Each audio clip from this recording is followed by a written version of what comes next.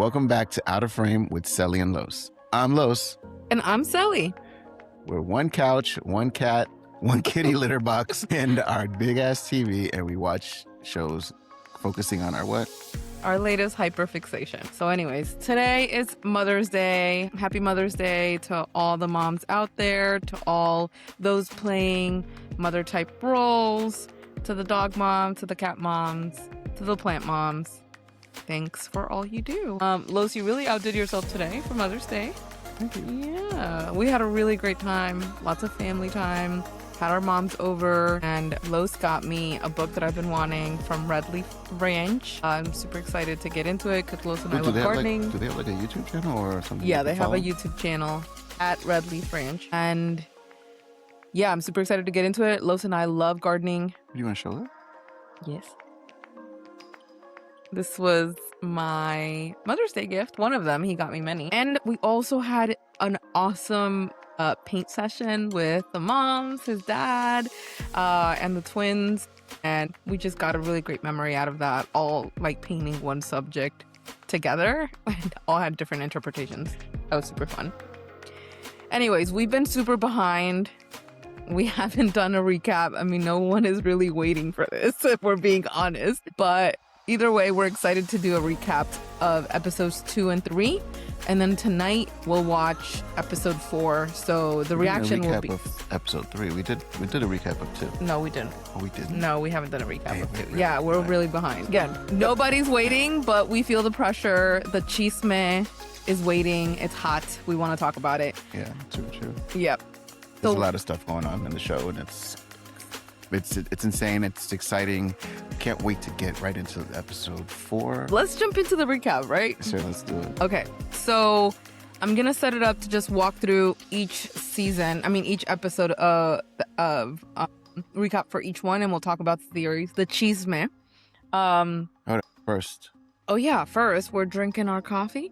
A little cafecito. And This is my mug. Yeah. And it says, You are the sun. You are the sun. And you are also a son. I am. And cool cat lady. Shout out to my cousin and wife for that gift. My other cousin and his girlfriend got me this for Mother's Day. It's a quesadilla, a Salvadorian quesadilla, shaped in a heart from his restaurant, El Viejo. If you're from the DC area, check them out. They're awesome. I'm excited for us to dig into this tonight. All right. And then my cat's here. Our cat.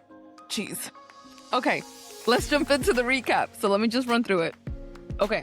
So episode 2, they open up with an open at the clinic at night. You might remember Sophia was screaming her head off at nighttime in the clinic, and the monsters are approaching her. Kenny brings her in. Then after that, he says, we'll take you to the town for you to talk to Boyd. Boyd is at Colony House, and at one point he's kind of threatening Elgin. When he's leaving Colony House, we see him pull out binoculars. I'm like, did Boyd just like walk around with binoculars?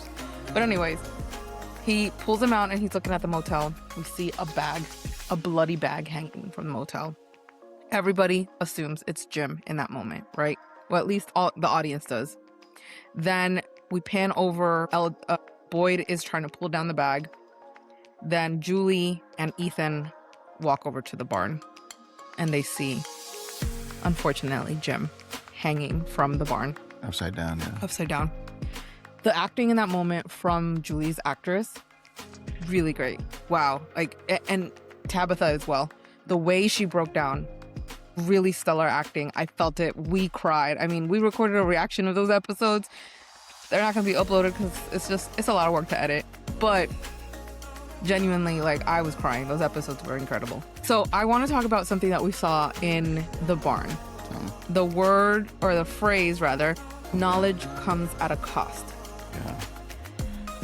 It's something, it's what the man in yellow said.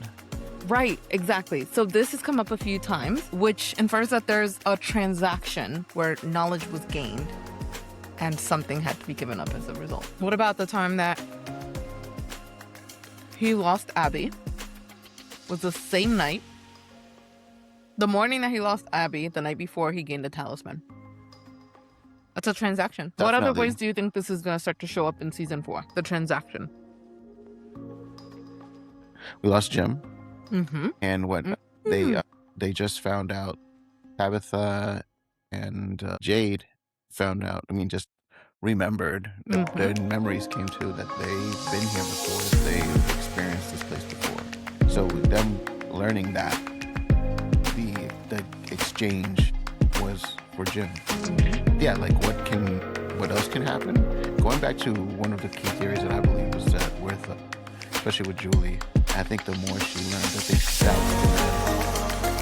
she can jailbreak the situation because she's a story walker time traveler. She goes back into different scenarios. Has there been anybody with this ability previously? Obviously, she's encountered the man in yellow numerous times before, as you described. We keep meeting like this or something along those lines. When he saw her, with regards to exchange, I think she can break that cycle, like of they learn something bad, something terrible happens, but because she might be the first time they've had a story walker, she could be the person that breaks that cycle of that transaction. Yeah, that transaction where she's going to be able to gain knowledge that isn't necessarily going to cost them something. Yeah. The other one that I think is relevant is Boyd finds the talismans, then Abby starts to go crazy. And she starts to act on her theory that this is the drink. And Boyd has to, unfortunately, unalive her because she was about to unalive their son. I think that was a transaction. Okay. The other ways, I like where you were going before. I don't know if this will make it into the full portion of the recording, but I like that as where that theory of a transaction kind of took you. If that stands, like if we assume that this is one of the rules of this world, is there a way to break that rule? Julie could be the person that breaks that rule, where she can gain knowledge as she navigates through story walking, gaining knowledge, and then able to act on it without there necessarily being consequences. Okay, so from there, the scene then eventually moves towards the Acosta subplot, right? Where she just starts to flip out. She gets into her and she decides that for whatever reason, she doesn't belong there. She's going to be the one to change this, whatever. She runs over to the clinic, steals the ambulance, and then starts running around in circles and circles and circles. She sees Ethan walking in the woods and just decides. She starts telling Christy, Christy gets into the ambulance, starts telling Christy, I'm such a good person. You're all like clearly messed up evil people, and that's why you're here. God, then Acosta's the worst. Right. And then she just drives by a child. Yeah, sure, Acosta. Eventually, she finally gets stopped. Boyd pulled her out, slams her against, and starts like telling her, you need to chill the F out or I'm going to make you chill out with a GUN. And then they take her into a jail cell at that point. Let's see. I don't know. Take her out. Gun, I guess. Then from there, they pan over to the scene where Sarah takes Sophia to go find a new pair of glasses. And in there, something that was interesting was that Sophia has some type of reaction to the ballerina doll. What are your thoughts on that? What do you think that means? Is there anything there? Like, why would they focus on her looking at the ballerina? Just feeling like it's one of my monsters. I don't know, something along those lines. But her face looks concerned. So I don't understand. Okay, so I'm seeing the yellow, the man in yellow, or Sophia, as one of the big baddies of this place. So why would he or she concern himself with anything that's smaller? I think her looking at the ballerina figure is giving her one of my monsters, or a trinket for one of my monsters. I don't think it really means anything that she's worried or concerned. That's my interpretation of it. That's the way I felt from the scene. I think it was more of an acknowledgement as one of my monsters. I don't think it was anything more beyond that. But has anything been said in the Reddits, in the theories? I saw some stuff, but there were opposing Redditors. Just like, I actually think there is something to it, and then there were other people that were saying no, because he is the big baddie. So I think there's going to be a part of the fandom that agrees with you, part of the fandom that agrees with me. just because the actress of Sophia does seem to have really strong facial acting. Like, she can change to creepy really quickly and then go back to just demure real quickly. And the fact that in that moment they focused on her face, and if I recall it to look of concern, I'm wondering if it's a monster that unlocks something that we're not aware of. So, I don't know. It could go in any direction. But the ballerina's already out, so how would it unlock something else? Yeah. No, I mean, you're right. I don't know what it could mean, but I think there's something there. And part of the fandom also agrees. Okay. Then we see Julie leaving and then Randall going with her to the ruins. And at that point, they start to test something out. Randall's a ride or die, honestly. I do like his character a lot more now. Yeah, he's grown on me too. I think after him being victimized, he's developing into a character that's you're finding compassion for him, especially him being tortured in the chamber and being captured by nighttime monsters and getting tortured but not killed.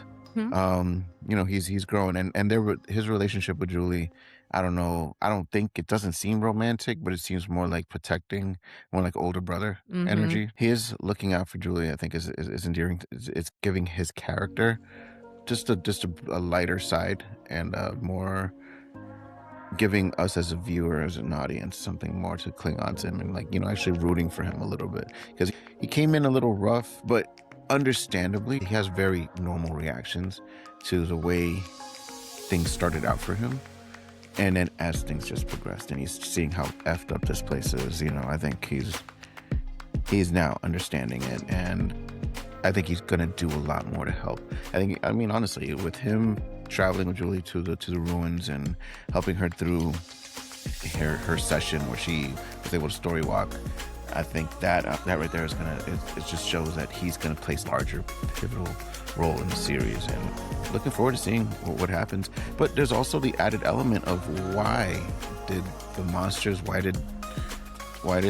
they leave him alone? Why did they leave him alive? Is he a plant? Is he another plant? Like I've said, Elgin is, and I still think Elgin is somewhat of a plant. I like your call out here that Randall was left alone for a reason, which one shows that the monsters have intention. It's not just a kill everything, because they don't, right? They tend to just tear them apart. I think they drink their blood based on what Smiley needed to survive. I think to some degree they drink their blood. I do think Randall was left behind for a reason. The relationship between Randall and Julie does feel, to your point, very sibling. And what I like is it's a kind of a contrast to how Jim and Tabitha's relationship was, because Tabitha really was trying to push and follow her intuition. Jim questioned her intuition at every step, which genuinely not only hurt their relationship but hurt their prospects of actually getting out of From Village. Yeah, meanwhile, true. Randall is just supporting Julie and trusting her instincts, which could be a big key to unlock this. Okay, so very opposite directions almost. Opposite relationships. Yeah. Yeah, and that feels like deliberate writing to put them that way. One thing that you might recall from the episode is Julie goes into the ruins and starts the story walk. She goes to the night when Randall had taken Donna. Oh, yeah. Into the woods, and it was too late, so they had to try to survive. And by that point, they had killed Smiley. Yeah, season 2. So they had killed Smiley, so they had what they called silver bullets, and they were going to try to use them on the monsters. That didn't work. They tried to use the blood from or the bile. The bile. From Smiley. And then in that same scene, it's so interesting. I got to pull this in, actually, now that I remember. I saw on Reddit, this Redditor, he had the receipts, they had the receipts, and had put side by side when in episode 2, the timeline was flowing through of what was happening in the RV, and Julie in season 4 coming in, everything that was happening at that point in time, even the flicker of the light was happening as in when. This is the one where I think Donna had. Oh, well, there was. I think only at that point, Jim had left the RV. Randall had left the. Randall had ran off. Jim had left the RV. What's her name? Donna. Donna had followed him out, and then Boyd was about to leave. But right at that time was when Julie was like about to chase after her dad. She said dad or something like that. She was chasing after him. But right at that point, they manifested Abby in the RV to stop Boyd from coming out so he wouldn't see Julie as she was story walking. Yes. And how incredible is that? That the writers had anticipated that timing like 2 seasons apart. Well, I mean, they said they have a plan. They have a full-out story beginning to end. Everything's planned out. So that tells me what? That the From Village is wearing Abby, or maybe not wearing Abby, to manipulate a situation. To keep her there, keep Boyd in the RV so that Julie couldn't see Julie. It could just be like a monster that we haven't experienced yet in its actual real form, or it's just a shapeshifter.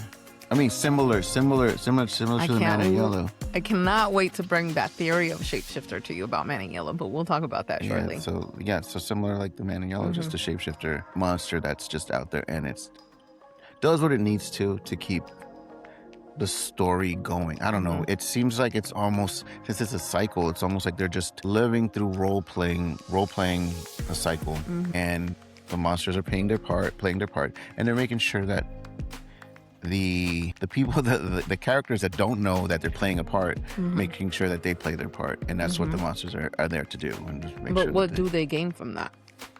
What do they gain? What is the From Village entities? What do they gain from these characters playing a specific role?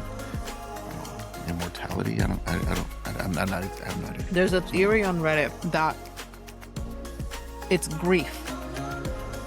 That's the currency, not hope. Not fear, grief.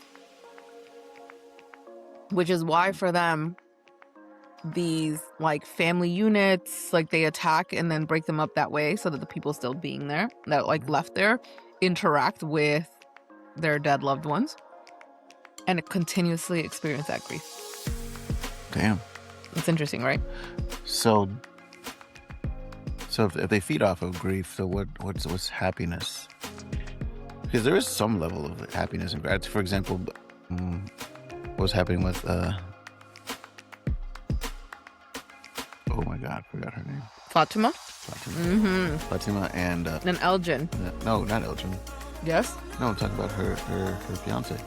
Oh, Ellis. And Ellis, yeah, like you know, that's a level of happiness, joy, in a messed up situation. But well, in order for people to feel sadness, you had to feel some connection to then be ripped away, so you had to feel more grief. Gotcha. Exactly. That makes sense. Okay. Yeah. So that's an interesting theory. I definitely am looking forward to seeing that play out. I'm going to pay attention more to how grief is a specific currency in this world. Okay. So let's move on. The ruins. So back to the ruins. One thing that was interesting that came out from Julie story walking in that moment is that I don't think Julie expected that she was going to be attacked or even perceived by the monsters. Up to that point, I think Julie thought she could navigate unseen. Well, she's on it twice. This would be her second time. That would be her second time. The other time was just she didn't know what happened. No, I don't think she had any theories herself of what was happening. The way that she was moving through to the monsters is as if she was expecting that they wouldn't see her. She just ran in there. It was like, Dad! Even though she was literally in the middle of the monsters. Yes, but if she didn't think the monsters would see her, then why would she think her dad would see her? Right, that's true. So it could have just been pure id. Yeah, I think it's just emotion, raw emotion. That literally she had just seen her dad get killed, and so she wasn't thinking about the monsters around her. No, sorry, she didn't see her dad get killed. Her dad had just been killed, but she hadn't seen him yet because she hadn't story walked to that moment. That's true. So she just in grief and saw him and just chased after him, wanted to see him, hug him, whatever. You know, immediately what anybody would do, like if that. Regardless of what's around you, it's just the grief that's taking you to your dad. So in that moment, the monster, one of them, like grabs her and starts to pin her down as if she wants to play with her, like hold her neck. I don't know what she's doing. I think she was trying to kill her. She was, but it looked like she was going to try to make it last. Like it wasn't just like a simple slash. Like she was pinning her down and was starting to choke her. And when Randall noticed that, he was like, I need to pull her out. And that's how he got her out. Okay. So from there, one thing that we are seeing happening throughout this episode is just more exchange of information. Finally, right, what's his name? Jade starts to tell Boyd, we need to talk, and to explain to him what he saw. Boyd starts to share more as well with the group.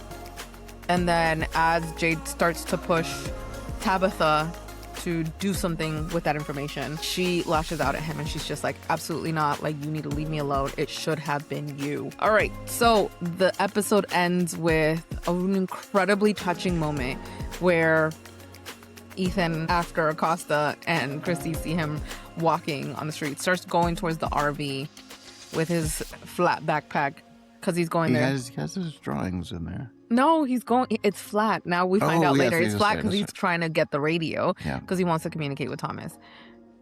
As he comes out, he sees his dad. And that moment was incredible. I was really blown away by that Jim's actor's abilities in that moment. It was so sincere. It was so, but it was his interaction with Ethan, his son. That moment, it was like he knew what had happened to him, and he was there for a specific reason to deliver a message and to give him comfort. Yeah, he wasn't there like scattered, like, you know, like he wasn't there like scattered or like, you know, like not accepting that what had happened. It was like he had accepted what had happened to him, and he's there to just deliver this message and comfort to his son. Because I mean, while he's there, he's looking over his shoulder. He looks kind of on edge a little bit, like it's like something's following him or something's looking for him. Yeah, because he keeps kind of listening and looking around.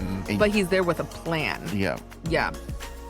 I know that moment. Very, very touching scene. So touching. His acting was incredible. Like, and that Ethan. I mean, for kid actor, that was spectacular. Yeah, really beautiful moment. And in that moment, he delivers the line now that I think really made the fandom blow up, because everybody's been paying attention for this Lake of Tears storyline that started in episode 1. So I'd love to talk to you about the Lake of Tears and the story. Yeah. And just share like a few theories that we're seeing online. First, let's talk about how it was introduced in episode 1. Yes.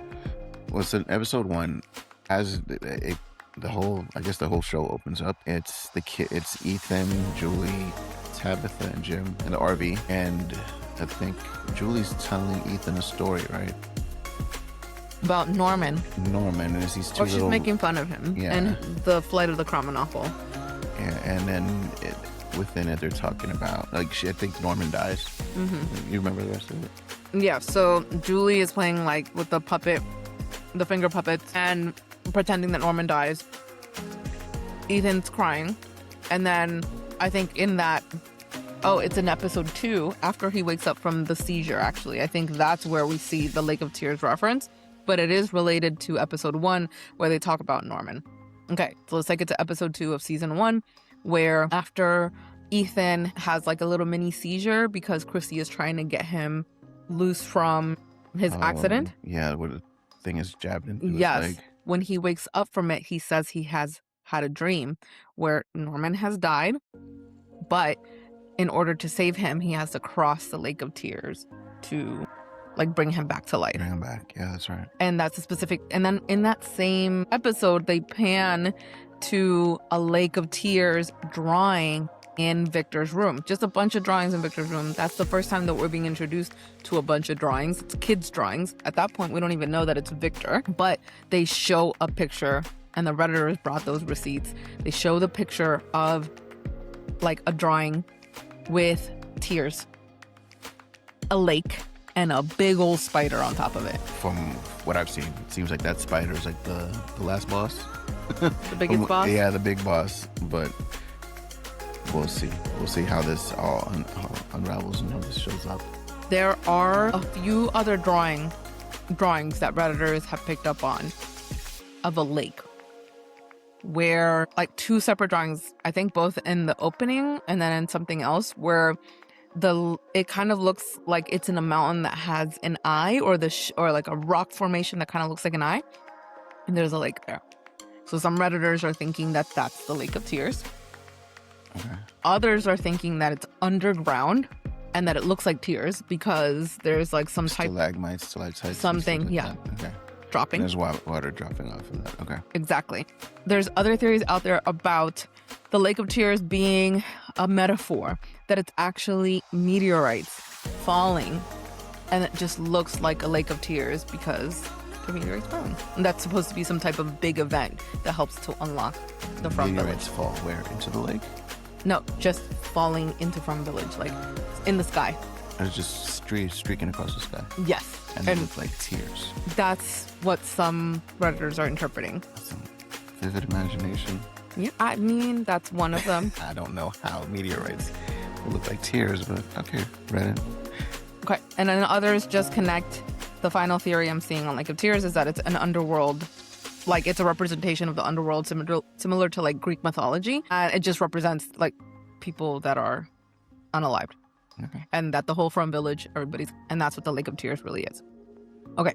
Of those theories I just threw your way, any reactions? What are you thinking? Are any of them interesting? Like, do you think it's going to be one place that you walk to? Do you think, or that they can like actually navigate to?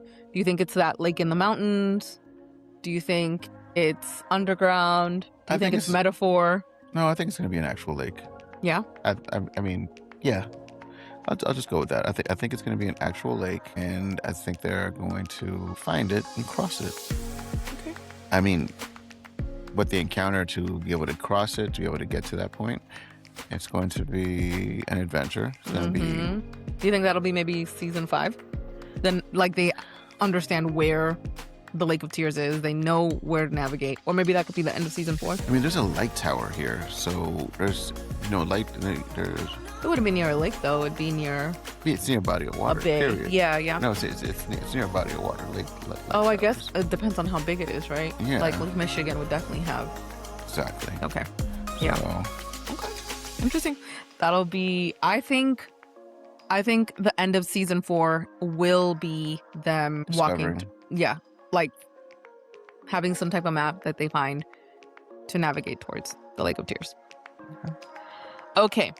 So let's move to episode 3 recap. Okay, so they open episode 3 with Elgin and Fatima in the kitchen at night, a colony house, where they have like a semi-nice exchange. Almost like Fatima understands that Elgin did it because he thought it was the right thing to do. Fatima doesn't seem to hold anything against him fully, and she says that she needs him for a favor. Then after that, they pan to Boyd having a nightmare where he's dreaming or having a nightmare, recalling his memory of Abby. Yeah, of Abby, from having to... Yep. Yeah, unalive her to protect his son. Yep, exactly. From there, they move on to Sophia and the burial with Jim and Sophia and everybody gathering. And you start to see during the burial a bunch of crows coming around. That's right. That scene was really interesting because you see Sophia noticing the crows landing and watching over the entire burial funeral that's happening, and she looks uneasy. Like she's observing her eyes, like you pointed out earlier. She has really good facial expression acting, and she's looking at them like, "Why are you here?" Almost to the point where it seems like she's bothered by them being there. And maybe the crows are a sign they're helping. Maybe the people in From Village need to follow the crows to find the Lake of Tears. Throwing that out there because she looked uneasy to the point where she just like, she looked bothered by them. Remember, the crows were also one of the first few signs once you see the tree in your vehicle, when you get stuck in From. Yeah. You see the tree, and then you see the crows circling above. Yeah. So the crows are obviously an integral part of entry into this world, but maybe they can also be a part to get out. So, or maybe they're just a warning when you see them and you see the tree. It's a warning from them, like, yo, this is a bad situation for you. But now it's because you're stuck there. Now, because of this happened, could it be that they're just warning and that there's something that here that shouldn't be here? For example, Sophia is a monster amongst the from villagers. The crows land there. It's almost like a target. Yeah, like a warning. Like there's something that's not supposed to be here. Yeah. And it's, and it's the man in yellow as Sophia. So that's interesting. That takes me to something else that I just remembered. Sorry, did you have something else you wanted to say? No. So crows generally, like when they gather, right, they're called a murder. Recall that in episode 1, they call, when they see that and Julie starts to make fun of it, like, oh, it's a murder, blah, blah. And Ethan starts to get scared. Tabitha comes back and she says, well, they could have been ravens, not crows. And that's called an unkindness. I wonder if that's a little bit of the writers, like signaling. Foreshadowing. Yeah, or like the writers signaling that we should not interpret the crows necessarily in the way that normally they would be perceived as negative. And what your theory is here kind of, I feel like, could play into that they're not really meant to be a negative interpretation, even though in the outside world one usually might take that in that way, but instead that it actually does have a double meaning, that they are meant to be helped. That's gonna be interesting as this plays out. Okay, so let's move on. After the funeral, we see them go to the diner, sitting down. Victor gives Ethan a drawing of the Matthews family as a form of, giving his condolences. And it's also, so he says something really important that he said previously also about drawings. The drawings are a way for him to remember, right? Or something. Yeah. What he said something along those lines. I don't remember the exact quote, but he only uses the drawings in order to remember when somebody's gone. Like it's not necessarily, or that something important has happened. But he gives that to Ethan. Then we see Kenny talking to Sophia. Kenny telling Sophia, oh, this all started when Jade, well, he didn't say that necessarily, right? He was just describing the sequencing of events, and that when the two cars came, which was when Jade and the Matthews family. Jade arrived in his car, and the Matthews family arrived, and the RV happened the same day, which had never happened, which to their knowledge, hadn't happened in before. That cycle. Yeah, hadn't happened before, even though it had already happened before when Victor was a kid. Yes, exactly. And so Kenny's describing it, and Sophia, obviously, we know she's the man in yellow, so she's just trying to stir shit up, and she has a conversation with Julie. Yep, and then pisses Julie off, essentially telling Julie that it's their fault that all of this is happening. From there, we see, which is obviously what she's there to do. She's there to stir stuff, because to quote the man in yellow, this is when they start to tear each other apart. Yeah. So okay, so then from there we see Ethan and Victor hanging out, and Ethan specifically asked about a lake. Is there a lake nearby? Is there a lake nearby? And Victor's just like, what is this? Why do you care about that? Why is that important? What are they called? The Palos? The Brundles. The Brundles. So then, yes. So Ethan says to Victor, can you just take me there? Take me to like the nearest body of water. Victor tells him it's the Brundles and that it's creepy to him. I don't know why, so that's interesting. I wonder if there's ever been an entity of some sort that we have not seen that has been. Oh, I'm sure it's going to probably be disgusting. Yeah, something. The Brundles. Some water monster from the Brundles. Mm-hmm. And then from there, he takes them to the Brundles, at which point they see Jade floating in the water, trying to do some immersion. Yeah. Oh, is that sensory deprivation meditation? Because he's trying to reach another level of thought as he's trying to decipher all the messages that he's seen. Okay. From there, Victor starts calling Jade and telling him essentially that they need his help. He comes out.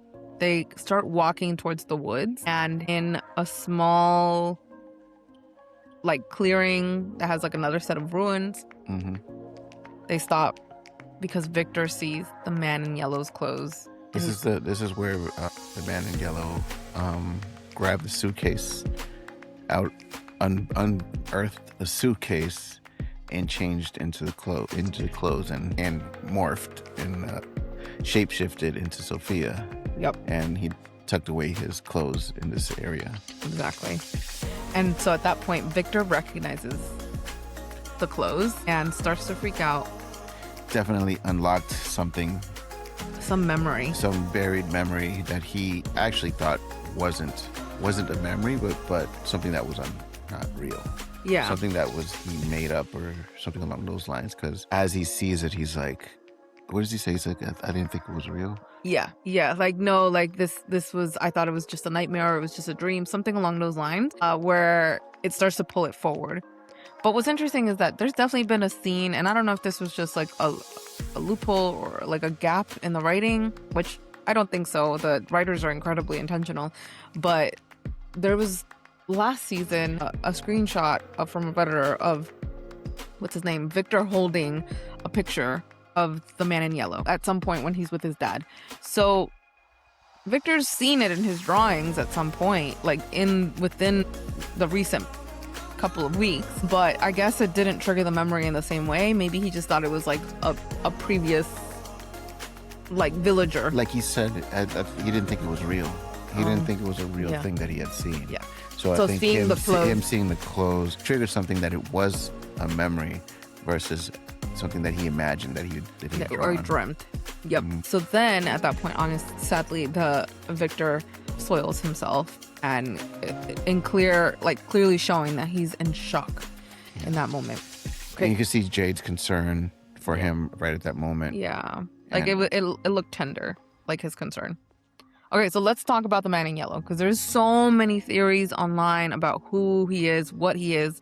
You made reference earlier in this recording, of the man in yellow being a shapeshifter, right? That's clear because he's done it through showing up as Sophia, but also, and you also mentioned that he's playing Abby, could be another version of him shapeshifting. Potentially. Yep. Yes.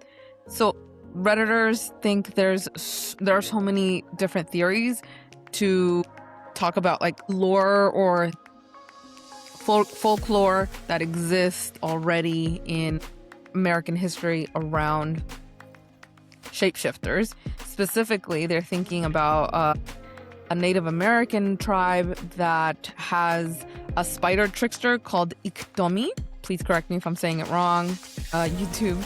But the Redditors think that if it is this Iktomi spider trickster, then the man in yellow is also the big old spider. Okay. Mm-hmm. And they're caught his web. Maybe, yeah. Oh, interesting. And so in this mythology, Iktomi makes deals, operates through traps and riddles, always takes more than he gives. They also say that Iktomi isn't necessarily bad. Like they don't, in the mythology, Iktomi is not a necessarily evil entity, that sometimes he helps. And so that could be the version of the boy in white. Interesting. So it could be playing both sides? Yes. Wow. Okay.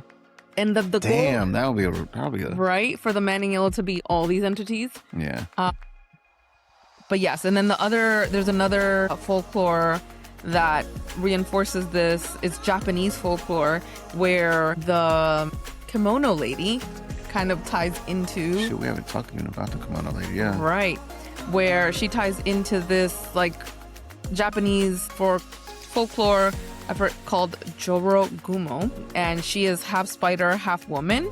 And she's a creature that lures and traps, which kind of was a little bit of what she did, right? She lured and trapped Elgin to be able to lure and trap Fatima and eventually give birth to Smiley.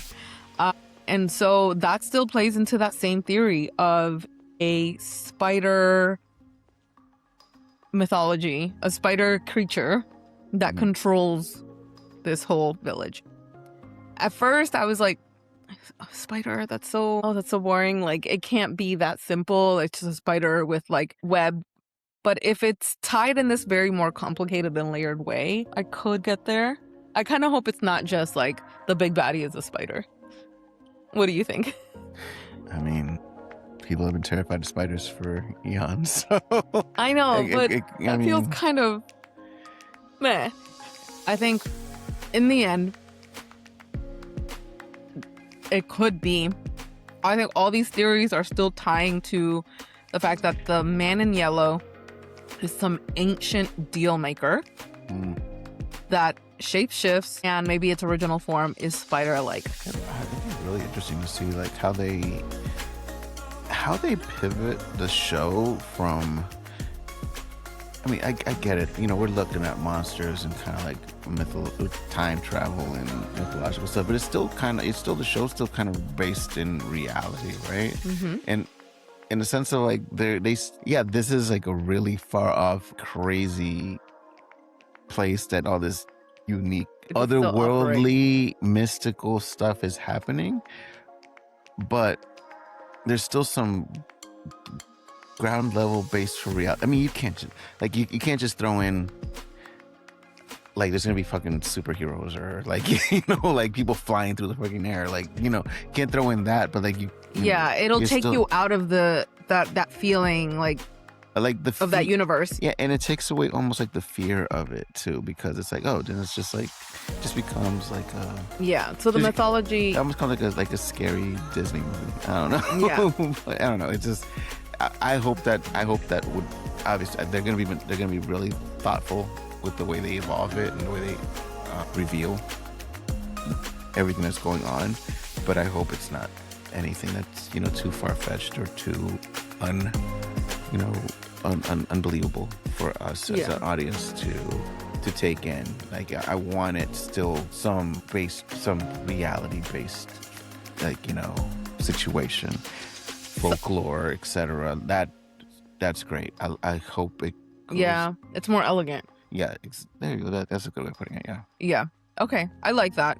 I think you're right that even if it ends up being that the big baddie is a spider, it's going to be very layered. It's going to be tied, based in the human experience with mythology. And across cultures. Thinking about, I mean, now that I didn't think about all this stuff beforehand, but thinking about it now, tying it to ancient folklore, mythology, etc., especially something more, because it seems like this is only happening in America. Like all the people that are trapped in From Village are all from the U.S. It's not like they're trapped. Or maybe this pocket universe is just the pocket universe for America, and there's another one. No, because I mean, you saw the map in the station. Yeah. Everybody's from different parts of the U.S. Yeah. They're not coming from like Russia, from Europe, or anywhere else. Yeah. So it's just based in like the Americas. So it could be tied to maybe some Native American, very unified folklore that hopefully all Native American tribes kind of had a version of, and it could all be tied in that way, and that would be a really awesome way to bring the show together because it's tied to American history. Yeah. I don't know, that's pretty cool. I like that a lot. I hope that's the way they go. Yeah, because that's the only thing that I feel like for me as an audience, somebody's invested. Whoever's watching this video up to this point, you're invested. So, but I think that's a good way to like. I would feel as an audience, as somebody watching, that makes sense. That's a good way for it to go. So, okay, I like it. All right, so let's move on. From there, after that scene with the clothes and men in yellow, they move on to a scene with Boyd and Acosta, where we previously remember Acosta saying that she wants her gun and just one bullet, that she was going to take herself out to the woods, handle it, and then that Boyd never would have to worry about her. Boyd really, as he's having these nightmares with Abby, starts to connect with Acosta, I think, on a more deeper level, and feeling the need to really help her through those feelings. Because he sees a lot of Abby in Acosta. So, and I mean, reincarnation, etc. I don't know. Maybe no, at this point, I don't think so. Yeah, you're right. Because they're in the same timeline. They're all the same age type, or in the same. Not the same generation, but they would be alive at the same time. Yeah. Okay, so in that scene, that's exactly what happens, right? He essentially gives Acosta a project to help her not only take her mind off of this, but to help her feel productive, like she's moving forward on something, she's contributing, and takes her to some basement thing. I remember Elgin and Julie had gone to that basement at some point. And that's where they found a Polaroid camera, and which is Ooh, they found the Polaroid camera that Elgin, that the kimono lady used to communicate with yeah, Elgin. Exactly. So interesting. Acosta might likely have in this season something come out of there, and maybe a monster that communicates with her through it. But anyways, Boyd tells Acosta, we need you to look through here. There's something we want to miss. He wants her to piece it all together. Stories. She's a cop. She's got some level of investigative skills and piecing together. So like he told her, like, you're a cop. You're trained for this. I'm not. So I need you to do this, to help. Exactly. To be useful. Instead of stealing ambulances and leaving kids by the street, all this stuff, and kidnapping their one doctor. Yeah, but that'll be interesting to see. Like, is every time that they enter this space, some new monster unlocked? So we'll see. But from there, then they go to Tabitha and Henry. No. Yeah, I mean, they do show. I was gonna talk about Fatima and Ellis. Okay, yeah. But I still don't understand that scene. Okay, so from there they go to Ellis. I know you hate Ellis, but Ellis's character. I don't hate Ellis. Not like his character. So Ellis takes Fatima to de-stress in the cars. They focused a lot in the trailer for episode 3 on for the full season. Yeah, they focused Fatima breaking breaking down this car. So I do think there's something more to that, because why would the editors focus so much? I think it was just to mislead us. Okay, maybe you think the red herring? Yeah, I think so. Okay, so they show that scene, Fatima breaking the car, or like unleashing her rage and her anger on car windshields. Then they start coming back to Colony House, and Fatima sees Elgin. They lock eyes. Elgin's got some cooler. We don't know why. She tells Ellis that she wants to go take a nap, and then goes into Colony House, and Ellis goes God knows where.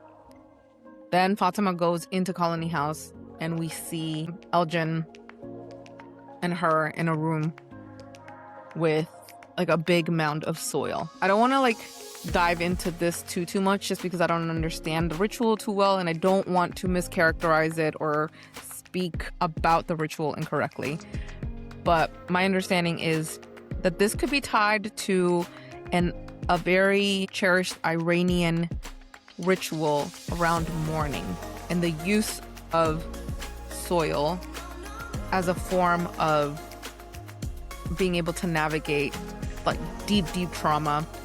I believe they put it on their bodies in some way, and you release your trauma to the earth. Listeners, if I got that wrong, please correct me. If this is in fact what the writers are intending for it to mean, could that tie to this theory that grief is currency? Could she be, instead of helping herself, she ends up actually helping the entity by giving it more grief?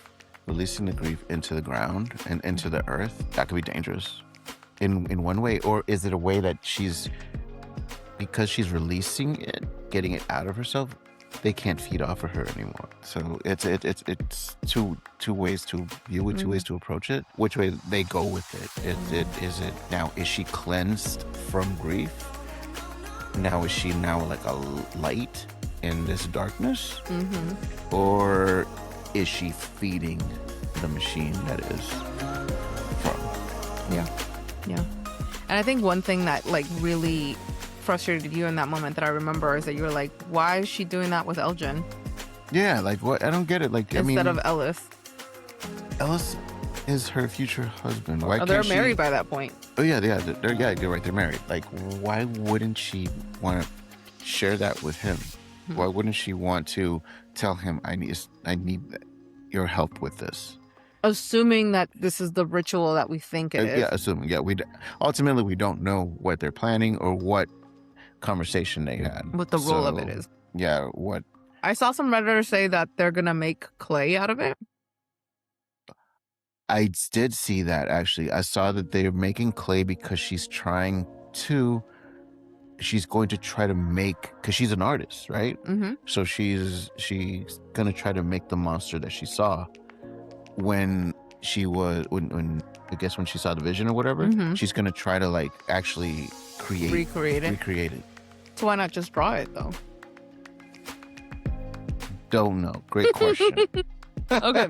All right. So let's move on. Another big scene where Tabitha starts to write. She was going to write a note. She's writing a note to leave it for Donna. Yeah, she's abandoning her kids again. And I mean, she's doing it out of grief, but still in the same day that something big has happened to her children, she's not checking in on them. She's just like, peace out. And Henry catches her. Do you think she celebrates Mother's Day? Do you think her kids celebrate? Oh my gosh, baby. That's so sick.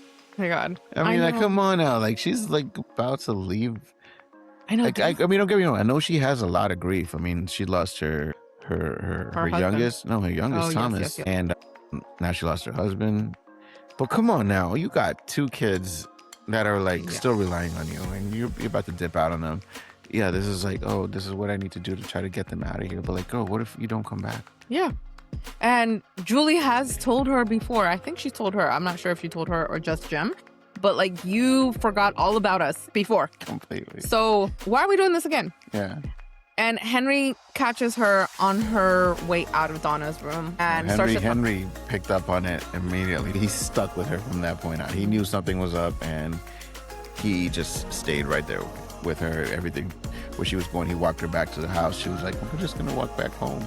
No, he was like, okay, cool. Let's pretend. Let's pretend this is what you're gonna be doing. But yeah. And eventually gets it out of her that she's going to the bottle tree. And he said, oh, I want to see the bottle tree. My wife was constantly recreating it and talking about it. I want to be able to see exactly what it is. But I think it's obviously because he was expecting that she was going to do something that he wanted her to stop her from doing. Yeah. They get to the bottle tree. I mean, don't forget, like, Henry has a connection to her, not only because of Tabitha, but because Miranda, and she's potentially the reincarnated version of his wife. Of his wife Miranda. So yeah, so he potentially feels this need to still be able to support her, protect her, make sure that she's okay as a partner would. Then they walk over to the bottle tree. He tells, like, she's insisting that she's going to walk through it, that she's going to try to get to the lighthouse. And he said, how do you know that will get you there again? Don't do this. Don't do this. You're going to have to get through me to get to this bottle tree. And in that moment, the boy in white shows up. And he tells her stop. Yeah. And he looks brawling. Like, he looks big. You're like, okay. He is like a 30-year-old man, like with like chest hair and like a 5 o'clock shadow. He's like, yo, yeah, deep ass voice, very white voice. Like, yeah, and Tabitha's like, you've changed. I mean, I think the writers obviously incorporated into that these younger kids are going to age, and they built it into the storyline. It's obvious to us, right? And so like, it makes it a little bit cheaper. We're like, all right, like the place is changing. It's because, I mean, obviously the place is changing and you're aging because the actors age. I mean, I might have to recast Ethan by the time season 5 comes around. So. He's going to be a teenager by then. I think he already is. He already look big as hell now. I know. This season, so. I know. And they're only supposed to be there for a couple weeks by this point. Yeah. Or a couple weeks or months. Maybe months, but still not enough to warrant that much growth. But that's okay. I mean, that's just part of it, right? So anyways, the boy in white tells her to stop, and Tabitha asks the boy in white, if I go through the tree again, will I be able to get to the lighthouse? And he said, I'm not sure that's really gonna happen. He's like, you might want to like choose door B, or maybe not choose a door at all, and just don't go, because I'm not sure where you're gonna go this time. Exactly. And she tries to ask him more questions, and he says, you guys are just so close, but you're running out of time. And then they hear Ethan yelling for Victor, and they start to run towards those voices. They find Victor breaking down. Henry tries to comfort Victor. And then Jade finds mushrooms. In, I think, episode 2, Jade had told... no, in this episode. It was in this episode? I believe it was this episode, yeah, where he was No, it would have been in episode 2. Yeah, where he said he needs floating. Something more to like, he needs an acid trip, because that's what... We'll get him to the next level of consciousness to be able yeah. to unlock something, and he finds the mushrooms. I don't know why Jade trusts it so willingly, because it's the From Village. Like, you're not gonna gain knowledge without a cost. So it's definitely gonna, like, acid in From Village is gonna be very different from acid in normal world. After that, they show Julie getting ready to go to her old house, the collapsed house, and Randall goes along with her. Randall helps her get a bag of books, Ethan's books, from the collapsed house. Which one of them is what? The Flight of the Cromenockle. So let's talk about this. Yes, this is a book that's only created. It's not a real book that lives in our world. It lives in the world of From. And it's amazing that the writers are this intentional, that they created a full-out book, this full story, beginning, end, etc., that exists only in the From world. So obviously this book is super important, but we can't get a copy of it because it doesn't really exist. Exactly. Nobody can get a copy of it. We can't unravel this story ahead of time. So I think that's actually pretty genius when it comes down to it. Yeah. No, the writers are definitely very intentional. We've seen other books in the show, and we're able to find those exact books in the real world. So that tells us this is an important book, right? Okay, so here's the theory that I'd love to hear your take on. The writers think that Julie, through her story walking, is the writer, is the creator of The Flight of the Cromenockle. And she wrote the book, and at some point left it for Ethan in order for her and Ethan to be able to, at a later point, unlock what happens in From Village. If this is a valid theory, then it could take us to Julie would have had to story walk into a time outside of the From timeline to be able to actually get Ethan into this book before even arriving to that village, reading that book, taking that book in. And this could work based on what Redditors are saying. This theory could work because she is not changing a timeline. She has just left something there. She can interact with the timeline that she's in, like the rope thing for Boyd. So leaving a book behind also. How far back would she have gone? I mean, maybe a year. Because Ethan, I think, comes into the story when he's 8 years old. Something around there. So maybe at 7 years old, would have left the book for him to get into it. So what do you think of that theory? Do you think Julie wrote The Flight of the Cromenockle with the intention of helping From villagers get answers? Damn, I guess. But why wouldn't you just be like, Ethan, read this book? Because then that breaks the rules. That breaks the rules of story walking. You can't change a timeline. She's not changing a timeline. No. She wrote a book that's just like Ethan, full last name, but from family, blah blah blah. Like Jim's your dad, blah blah, etc. Please read this book. But a little 7-year-old, how would he take? He'd be like, I don't know what this is. The parents would have been like, they wouldn't have known about From Village by that point. So it has to be able to fit in a way where she knows what her brother likes, what her brother's into. Chicken or the egg type comes into my mind. Like, how would she know what's, assuming that it already exists in the From Village. Yeah, so and that's cyclical.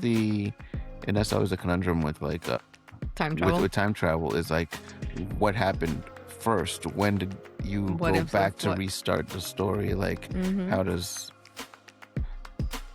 I don't know. That's an interesting theory, and a little far-fetced. Okay. And I hope that's not the case. It feels still cheap, in my opinion. So I hope it's more than that. I hope it's if that were the case, if she did go back to write a book that he would later read, or how, I mean, granted, but this is something she has to create. Obviously, Ethan's 8 years old, or whatever he is when he gets there. It's something that she'd have to create a book that his parents would want to buy for him. Or maybe she just left it in his bedroom and he's like, I found this book. But then we'd have to go back and see that scene. That So might it's happen. like all these things have to. Yeah. But we've never really gone outside the village except for like the scenes with Camden. Yeah, and can't and that's it. And that was present day. We've never gone. Well, we'll see what story walking takes us. I guess. Yeah. Know. It No, it's fair, it's seems it seems a little Okay, let's wrap it up. Convoluted. Yeah. No, that's fair. We'll see. Okay, well, we'll finish up the recap. Did they add anything else besides just that? What gives them like this is what we? Why do they think that that's what she did? Because she was so focused on getting those books. The story walking was the element that helped her have the language to describe what was happening. Yeah, but that's because, I mean, so the way you're explaining it, she went to go get the books because Ethan explained to her what story walking is. Yes. Okay. But they're saying that she wrote those books. Mm-hmm. So it would mean that, like, the chicken and the egg, I think, is a valid point on your end, because then it would say that now she's in a new timeline. There's, like, a parallel universe that's now gone. Like, there was a universe where she was in From Village without this book, without this knowledge, and then eventually they found that information and they figured it out. And then she figured out story walking and then wrote the book, left it for Ethan, and then another version of that timeline continues. So it could work only if we agree that there can be parallel universes of the same storyline. So we'll see. Okay, we'll see. It's messy. I'm not saying it's necessarily the best of theories, but it's interesting. Okay, So let's close it out. Seeing what sticks. Throwing it out there and seeing what sticks. I've seen other Redditors talk about it, so I think we're, it's interesting. Yeah, who knows? Like, I feel like I need more convincing, and I need more things that make it all connect. Yeah, we can keep an eye out for it.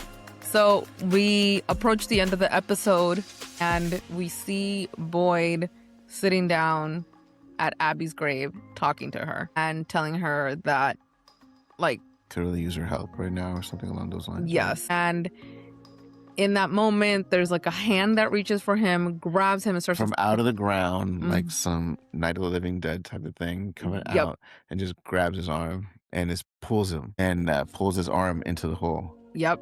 And he's struggling, and all of a sudden he pulls back and he's like, what the heck? But his arm is totally clean. And there's no hole there, nothing. And no dirt. It's playing remember, like, they did have part of season 2 or 3 was when they were having, like, they couldn't go to sleep because they were having like visions and nightmares that could kill them. So, is it touching back on that? Because I mean, that monster, we never knew what it was. We never knew how they got rid of it or anything, or if they did. Yeah. So it's just From Village playing with them again. So okay. So that was season 4, episodes 2 and 3 recap. So much happening. Jim is gone, but not gone. He still could come up in... I'm sure he's coming back multiple times as a vision or something or some sort. Yep. Really, really good episodes. I thoroughly enjoyed both of them. I left both episodes wanting more. Like, oh my gosh, I can't believe it's over. Yeah. They felt short. Yeah. This is one of those series that you wish that they would give them the HBO kind of Game of Thrones like treatment, or the Game of Thrones or the Last of Us treatment, where each episode is like an hour 20, hour 30. We don't mind. We'll eat it up. Yeah. You don't need to cut anything. Just leave it all in. Nobody cares if it's 45 minutes or whatever. It's on a paid service. We're gonna watch it. So. Yeah, exactly. All right. So tonight we will watch season 4, episode 4. The big question on my mind is, what are those mushrooms going to reveal for Jade? I mean, the episode's called Myths and Monsters or something like that. So, yes. Do you think we'll finally get the ragdolls? Of Myths and Monsters is the name. I don't think so, not yet. No. I told you, my predictions for the ragdolls is episode 7 for the ragdoll. Okay. But of Myths and Monsters, I think it's Jade's trip. Jade's mushroom induced hallucinations or whatever, or grand reveals, this is what we're gonna get this episode, and it's going to be insane. Yeah.